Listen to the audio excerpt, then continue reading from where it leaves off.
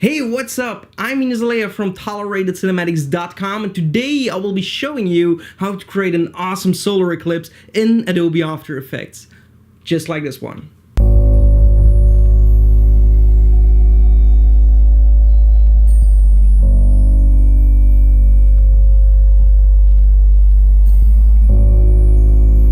Alright, so that looks really cool, and if you're interested in this intro template, a link will be in the description. If you buy it, it also helps to support our YouTube channel, and you can also dive in to see how it is made.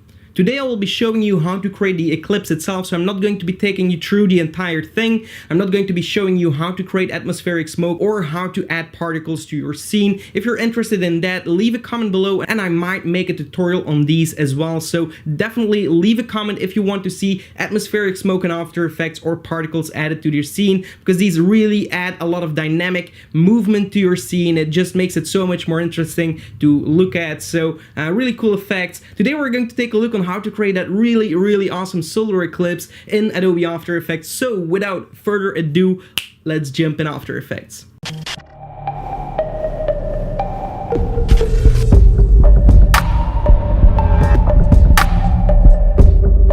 Alright, here we are in Adobe After Effects, and let's take a look on how to create an awesome solar eclipse in After Effects without the use of any plugins, without the use of any footage actually. So okay, here we are. I will create a new composition and I'll make this full HD, so 1920 by 1080p, and rename this to main comp or solar eclipse comp, whatever floats your boat. Make this around 10 seconds long. There we go. Frame rate, I'm going to set it to 30 and click OK.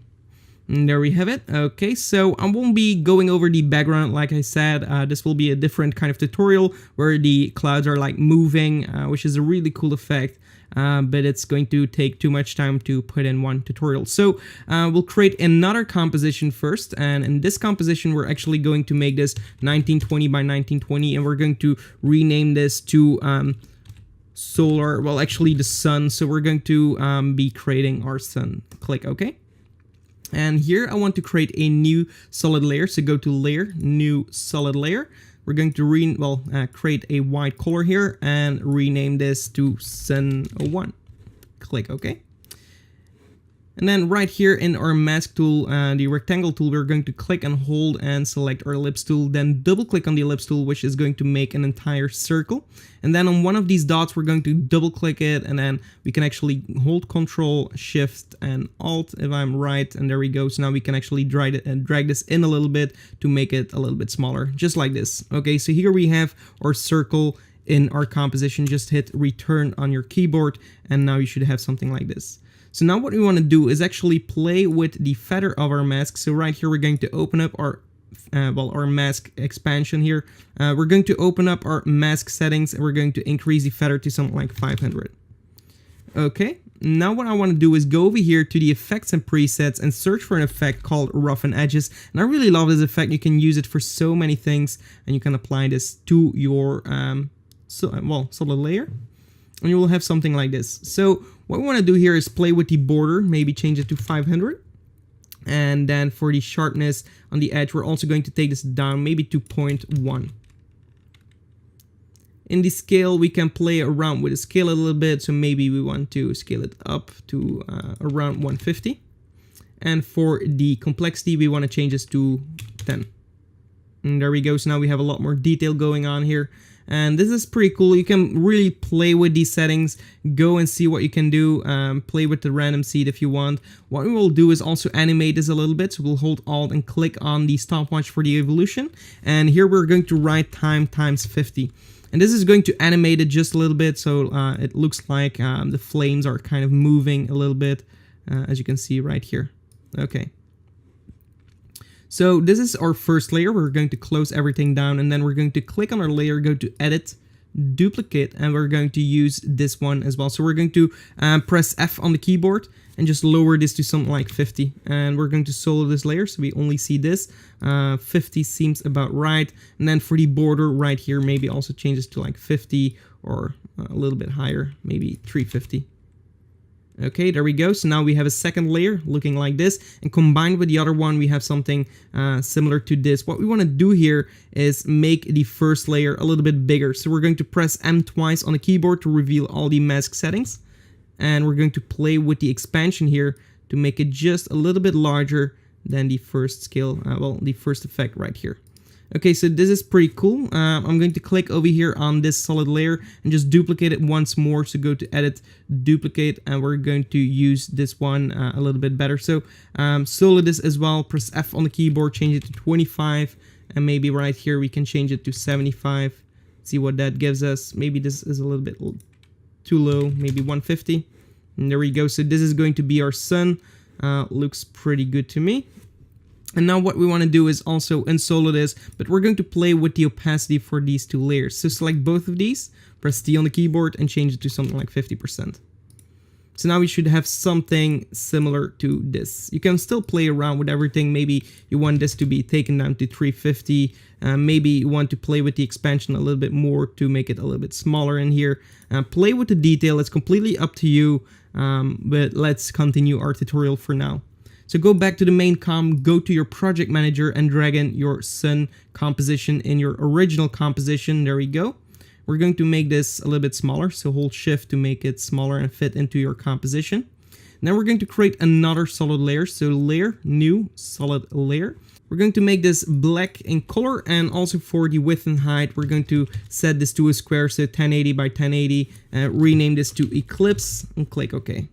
Then double click on the mask again on the ellipse tool right here to make a perfect circle. And there we go. Double click on that circle and make it as big as you want it to be. So maybe a little bit bigger than our sun. And there we go. Hit the return key on your keyboard, press F on the keyboard, and maybe feather it something like 5 pixels, so we have a little bit of a feathering going on, and also apply the roughen edges to that effect. And we're going to click over here so you actually don't see, toggle the mask so you don't see the mask, so you can actually concentrate on this effect. Maybe scale this up to like 250, or actually I like 100, and maybe play with the border to 25, and this to 0.5. Maybe something like 50, not too obvious, but just to give it some kind of a roughen, surface, and it's also going to be moving. And what I want to like replicate right here is the heat of the sun behind it. So also the complexity, we can take it up to 10, and also hold Alt and click on the evolution stopwatch time times 50 just to animate it a little bit. Okay, there we go. We have our eclipse. We can make it maybe a little bit bigger, move it a little bit on the side here to create something like this. Looks pretty cool. So now what I want to do is go to my project manager, and down here you will see that we have 8 BPC, which is bits per channel. So we're going to click on that. We're going to change this to 32, which is going to allow us to work with a little bit more color. And this is really going to work well with glows and really rich colors. So click OK once you have done that. Nothing should be changing right here. Click on your sun layer right here. And what I want to do here is actually use a third-party plugin, but it's completely free just to set my color. It's from Video Copilot called VC Color Vibrance right here. And if we're going to use that, you get this kind of really nice gradient in there. And you can still do this with curves and all these adjustments, but this is so easy to do it. So I will put a link to it in the description. It's completely free. Just install it and you will be good to go. Right here, I want to set this to a nice red color here. And click OK. And as you can see, we have some yellows in the highlights and some reds in the darker tones. This is just going to make it a little bit richer in my opinion. Okay, so this looks really, really cool. What I want to do now is actually create a new adjustment layer. And right here, you'll also need to download something. I'm going to rename this to Perfect Glow.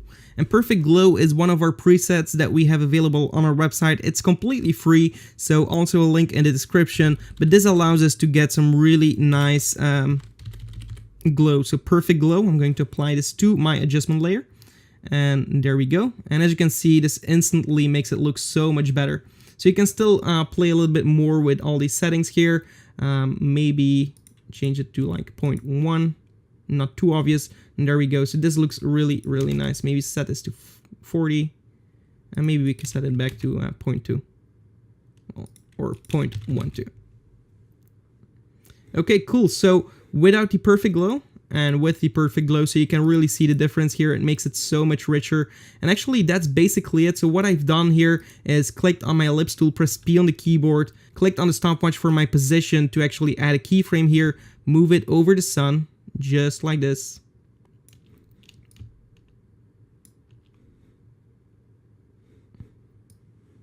And then all the way at the end, I actually moved it away from my sun.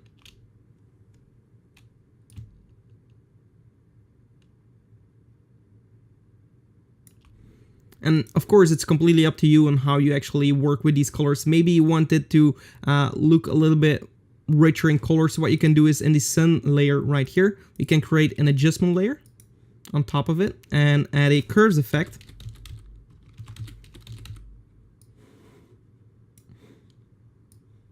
And just lower the highlight here. And if we go back, you'll see what it's going to do to our sun. So this is just going to make it a little bit, well, it's going to delete some of these higher highlights. Okay, so this is pretty cool. And that's basically it.